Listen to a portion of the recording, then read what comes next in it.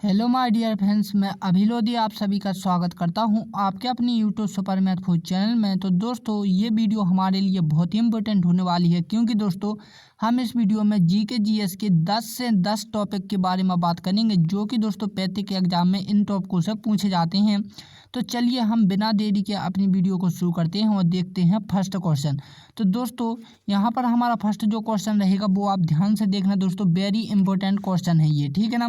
कि भारतीय राष्ट्रीय कांग्रेस की स्थापना किस सन में की गई थी? तो दोस्तों वो कब की गई थी? 1885 में, ठीक है ना। अब हम इससे रिलेटेड कोई एक नोट देख लेते हैं दोस्तों।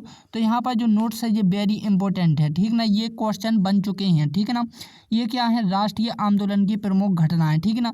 यदि बात की जाए कि भारतीय राष्ट्रीय कांग्रेस की स्थापना कब की गई थी, तो आपको सन याद रखना 1885 में, ठीक है ना।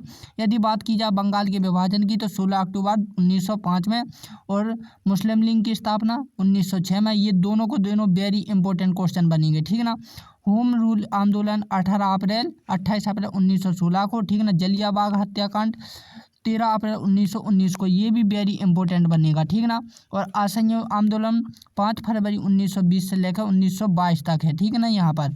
और दोस्तों ये साइमन कमीशन, फिर ये सभी के सभी दोस्तों वेरी वेरी इंपॉर्टेंट है। तो आप स्क्रीनशॉट ले लें और इनका नोट कर लें, ठीक है ना। इनमें से मैं आपको इंपॉर्टेंट बता देता हूँ कि कौन कौन याद रखनी है आपको। भारत छोड़ो, ठीक है ना, और गांधी इब्राहिम समझौता, और सविनय अवज्ञा आंदोलन, ठीक है ना, और कांग्रेस वाला, और ये कौन सा? असहयोग, और जलियांवाला, और मुस्लिम, और ये दोनों। तो ये इतने आपको याद होना चाहिए, ठीक है ना। ये वेरी वेरी इंपॉर्टेंट क्वेश्चन बनते हैं। चलिए हम अगला देखते हैं।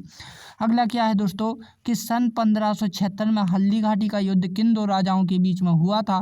तो दोस्तों वो हुआ था आपका अकबर और राणा के बीच में। किसके बीच में हुआ था? अकबर और राणा प्रताप के बीच में। चलिए अब हम इनसे रिलेटेड कुछ नोट को देख लेते हैं कि जो भारतीय इतिहास के जो प्रमुख युद्ध हैं, ठीक है ना, यहाँ पर मैंने पूरा विस्तार से रखा है। यहाँ पर दोस्तों नाम है युद्ध का, ठीक है ना। यहाँ पर किन किन राजाओं के बीच में या फिर किन किन देशों के बीच में हुआ, यहाँ पर ये सन है, ठीक है ना। तो इनमें से दोस्तों यदि कालिंग की लड़ाई की बात की जाए तो वो 266 ईस्वी में हुआ। जी किस किस के बीच हुआ था? अशोक सम्राट और कालिंग के बीच में, ठीक है ना। यहाँ पर यदि हम दूसरे की बात करें कि ताइवान का प्रथम 1911 में हुआ था, मोहम्मद गौरी और पृथ्वीराज चौहान के बीच में। ये इंपॉर्टेंट है, ठीक है ना। पानीपत का प्रथम, द्वितीय और तृतीय, ये दोस्तों 1500 किससे लेके 1526 से लेकर 1761 तक हुआ था। किसके? जो पहला हुआ था वो बाबर और इब्राहिम लोदी के बीच में, दूसरा जो हुआ था अकबर और हेमू के बीच में, तीसरा हुआ था दोस्तों अहमद अब्दालू और मराठों के बीच में।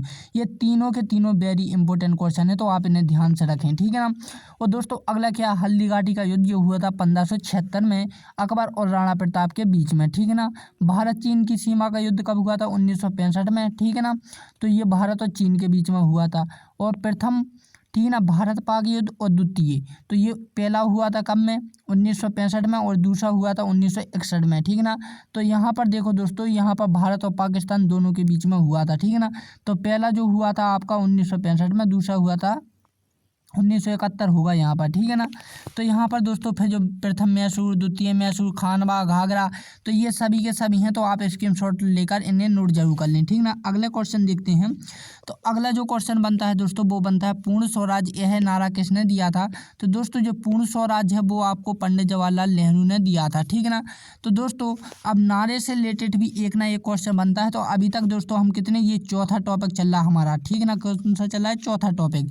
तो दोस्तों यहाँ पर जो राष्ट्रीय स्वतंत्रता संग्राम के उद्बोधन में जो स्वतंत्रता सेनानियों ने कुछ क्या दिए थे, नारे दिए थे, यहाँ पर पूरी विस्तार से मैंने लिखा है। तो पृथ्वी जो हमारा जो पहला है दोस्तों कि लोकमान्य बाल गंगाधर तिलक ने जो दिया था कि स्वराज हमारा जन्म सिद्ध अधिकार है। वेरी इंपॉर्टेंट, सभी के सभी इंपॉर्टेंट हैं, ठीक है ना दोस्तों। यहाँ पर तो सारे जहाँ से हिंदुस्तान है, ये मोहम्मद इकबाल ने दिया था। दिल्ली चलो तुम मुझे खून दो मैं तुम्हें आज़ादी दूंगा, और जय हिंद, ये तीन नारे दोस्तों किसने दिए थे? नेता सुभाष चंद्र बोस ने, ठीक है ना। ये तीन है, दिल्ली चलो तुम मुझे खून दो मैं तुम्हें आज़ादी दूंगा, और यहाँ पर साइड में लिखा है जय हिंद। तो ये तीनों के तीनों किसने दिए थे? सुभाष चंद्र बोस ने दिए थे। ये वेरी इंपॉर्टेंट है, ठीक है ना।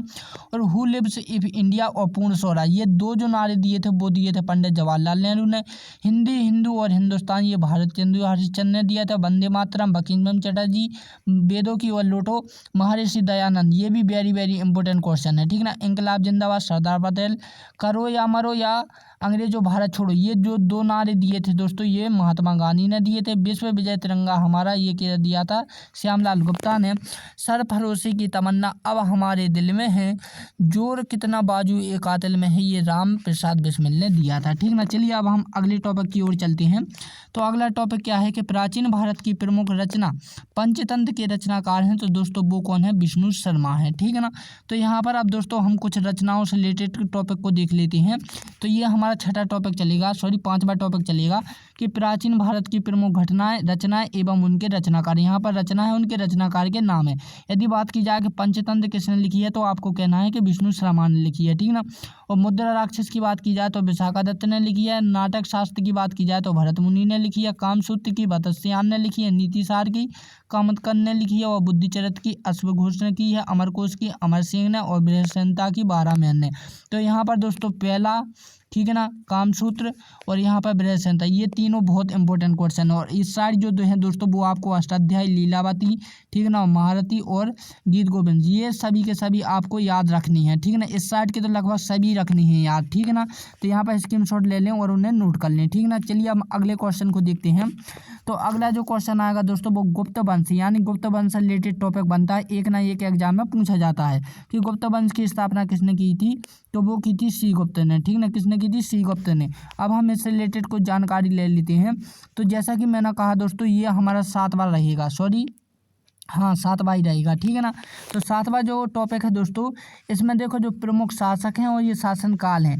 तो आपसे दोस्तों ये जो सभी के सभी हैं वो आपको क्रम से याद होने चाहिए। ऐसा नहीं है कि आगे पीछे, नहीं, आपको क्रमशः होना चाहिए याद। क्योंकि दोस्तों एग्जाम में पूछा जा चुका है कि गुप्त वंश के द्वितीय शासक काल का क्या नाम है दोस्तों, तो द्वितीय शासन का समुद्रगुप्त था। ठीक है ना, यदि बात करते हैं वो तृतीय की, तो तृतीय चंद्रगुप्त। इसलिए मैं कह रहा हूँ दोस्तों, आपको इनके शासनकाल या फिर इनका शासन की जो राजाओं के नाम है वो आपको क्रमशः होनी चाहिए। ठीक ना, अब क्वेश्चन और ऑब्जेक्ट कैसे पूछेगा दोस्तों, तो सबसे पहले तो आपसे यही पूछेगा कि गुप्त वंश का शासनकाल कब तक माना जाता है। तो आपको याद होना चाहिए 275 से लेकर 570 तक गुप्त वंश का शासनकाल माना जाता है। ठीक ना, अब गुप्त वंश के शासनकाल में कौन से राजा ने कितना शासनकाल किया है वो यहाँ पर डिटेल्स में लिखा है। यदि बात की जाए चंद्रगुप्त प्रथम की, तो उनने 1913 से लेकर 319 से लेकर 335 ईस्वी तक किया। फिर यदि द्वितीय राजा की बात की जाए समुद्रगुप्त की, तो दोस्तों 35 से लेकर 375 ईस्वी तक। ठीक ना, और चंद्रगुप्त द्वितीय ने किया 380 से लेकर 412 तक। और कुमारगुप्त प्रथम ने 412 से लेकर 455 तक। स्कंदगुप्त ने 455 से लेकर 467 तक। ठीक है ना, तो दोस्तों गुप्त वंश से रिलेटेड भी एक क्वेश्चन बनता है, तो इसलिए मैंने आप लोगों के सामने रख दिए ये सारणी। ठीक है ना, अगले क्वेश्चन की बात करते हैं कि विद्युत ऊर्जा को यांत्रिक ऊर्जा में रूपांतरण करने वाला निम्न में से कौन सा उपकरण है, तो दोस्तों वो है विद्युत मोटर। ठीक है ना, अब देखो दोस्तों, अब हम GS में पढ़े आए हैं। ठीक है ना, जी के तो कर लिया, अब GS में आ गए हैं। ठीक है ना, तो यहाँ पर दोस्तों जो ऊर्जा को रूपांतरित करने के कुछ उदाहरण दिए गए हैं जो कि एग्जाम में कई बार रिपीट हो चुके हैं। तो यदि डायनामो की बात की जाए दोस्तों, तो ये यांत्रिक ऊर्जा को विद्युत ऊर्जा में परिवर्तन कर देती है। माइक्रोफोन की बात की जाए तो ध्वनि ऊर्जा को विद्युत ऊर्जा में, और जलता हुआ कोयला दोस्तों प्रकाश ऊर्जा को विद्युत ऊर्जा में। लाउड स्पीकर दोस्तों विद्युत ऊर्जा को ध्वनि ऊर्जा में, और विद्युत बल्ब दोस्तों विद्युत ऊर्जा को प्रकाश व ऊष्मा ऊर्जा में। सरल नहीं है दोस्तों, यहाँ पर सौरल है। ठीक ना, सूर्य प्लेट होती है ना, वो है यहाँ पर। ठीक ना, सौर ऊर्जा को विद्युत ऊर्जा में। मोमबत्ती रासायनिक ऊर्जा को प्रकाश और ऊष्मा में। विद्युत हीटर को विद्युत ऊर्जा और ऊष्मीय में। और प्रकाश विद्युत सेल है, प्रकाश ऊर्जा को विद्युत सेल ऊर्जा में। ठीक है ना, तो यहाँ पर कुछ जो ऊर्जा को रूपांतरण करने वाले कुछ उदाहरण थे तो मैंने आप लोगों के सामने लिख दिए। ये वेरी इंपॉर्टेंट है, एग्जाम में रिपीट हो चुके हैं। ठीक है ना, अब बात हम करते हैं अगले टॉपिक की। तो अगला टॉपिक क्या है दोस्तों कि चीन की सीमा हमारे देश के किन किन राज्यों से स्पर्श करती है। तो दोस्तों जम्मू व कश्मीर, उत्तराखंड और अरुणाचल प्रदेश और हिमाचल प्रदेश और सिक्किम, ये सभी हो जाएंगे। ठीक ना, तो ऑप्शन नंबर 4 इसका राइट आंसर हो जाएगा। तो दोस्तों ये हमारा जो नमा टॉपिक है, ठीक है ना, नमा टॉपिक, तो नमा टॉपिक दोस्तों जो पड़ोसी देश है तथा उनसे जुड़े राज्यों से एक ना एक क्वेश्चन बनता है। ठीक है ना, तो ये वेरी इंपॉर्टेंट क्वेश्चन है दोस्तों। ये देश का नाम है, ये सीमा है जो कि राज्यों से हमारे भारत की टच हैं। ठीक है ना, यदि बात की जाए चीन की, कि चीन की कितनी चीन से हमारे राज्य की यानी हमारे भारत के राज्य कितने स्पर्श करते हैं, तो दोस्तों आपको पता होना चाहिए 5। ठीक ना, डायरेक्ट भी वो पूछ सकते हैं कि कितने करते हैं, तो आपको पता होना चाहिए 5। यदि नाम आपको याद है तो बहुत अच्छा है। जम्मू और कश्मीर, हिमाचल प्रदेश, अरुणाचल प्रदेश, उत्तराखंड और सिक्किम। ठीक ना। और पाकिस्तान की बात की जाए तो पाकिस्तान में कितने करते हैं, 4। जम्मू कश्मीर, पंजाब, राजस्थान और गुजरात। ठीक ना। अफगानिस्तान ही मात्र एक ऐसा लौता देश है जिससे केवल हमारे भारत की एक ही राज्य स्पर्श करता है, वो है जम्मू कश्मीर। और ये वेरी इंपॉर्टेंट क्वेश्चन है, कई बार पूछा जाता है। ठीक ना। बांग्लादेश, पश्चिम बंगाल, असम, मेघालय, त्रिपुरा, मिजोरम, इसमें भी 5 करते हैं। नेपाल में उत्तर प्रदेश, बिहार, पश्चिम बंगाल, सिक्किम, उत्तराखंड, इसमें भी 5 करते हैं। भूटान में सिक्किम, पश्चिम बंगाल, असम, अरुणाचल प्रदेश। ठीक है ना। म्यांमार में मिजोरम, मणिपुर, नागालैंड और अरुणाचल प्रदेश। ठीक है ना। तो ये क्या थे, पड़ोसी देश तथा सीमा से जुड़े हुए कुछ राज्य थे। ठीक है ना। चलिए अगला क्वेश्चन देखते हैं। तो अगला क्वेश्चन कैसे आएगा दोस्तों, इटली और ईरान के राजकीय सरकार दस्तावेज के रूप में कौन सी बुक का प्रकाशन किया गया है, तो ग्रीन बुक का।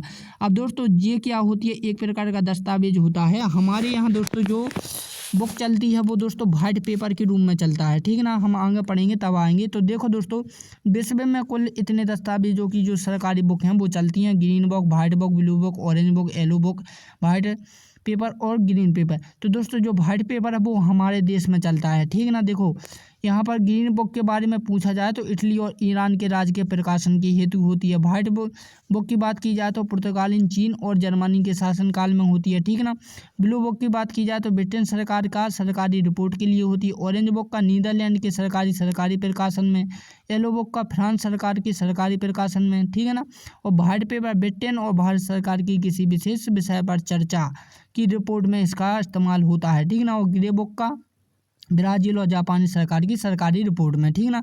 तो ये दोस्तों टोटल विश्व में इतनी बुकें चलती हैं। कितनी चलती हैं, 1 2 3 4 5 6 और 7 बुकें पूरे विश्व में चलती हैं, जो कि दोस्तों अलग अलग देश की एक पहचान होती है। ठीक है ना। चलिए अगला क्वेश्चन देखते हैं।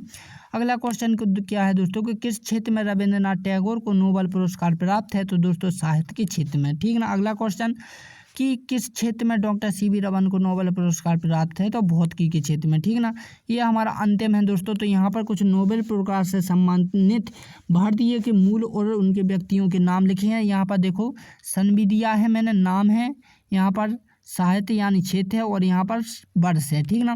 तो रविंद्रनाथ की बात की जाए तो साहित्य के क्षेत्र में 1900 कब में मिला है, 13 में। डॉक्टर CV रमन को दोस्तों भौतिकी के क्षेत्र में 1930 को। डॉक्टर हरगोविंद खुराना को चिकित्सा के क्षेत्र में 1968 को। मदर टेरेसा को शांति के क्षेत्र में 1976 को। डॉक्टर SK चंद्रशेखर को भौतिकी के क्षेत्र में 1983 को। डॉक्टर अमर्त्य सेन को अर्थशास्त्र 1998 को। BN न्यायपाल को दोस्तों साहित्य के क्षेत्र में 2001 को। वेंकट रमन और रामाकृष्ण को रसायन के क्षेत्र में 2019 को, 2009 में। ठीक है ना। तो दोस्तों यहाँ तक की जितनी भी डिटेल्स मैंने आप लोगों को दी है, तो दोस्तों ये 10 इंपॉर्टेंट टॉपिक हैं जिनमें से एक ना एक एग्जाम में क्वेश्चन पूछे जाते हैं। इसलिए जो मैंने आपको 10 बताए हैं दोस्तों, तो 10 में से कम आपके ये 10 नंबर GK में पूरे के पूरे पक्के हैं 100%। ठीक है ना। तो आप इन टॉपिकों को एक बार अच्छे से रिवाइज कर लें, ताकि दोस्तों आपको कहीं पर भी एग्जाम देने में जाना संकोच ना हो। ठीक है ना। तो दोस्तों यदि आपको ये वीडियो अच्छी लगी है तो प्लीज़ इस वीडियो को लाइक एंड सब्सक्राइब जरूर करें। तो दोस्तों अब हम मिलते हैं अगली वीडियो में, तब के लिए लेते हैं विदा। जय हिंद एंड जय भारत।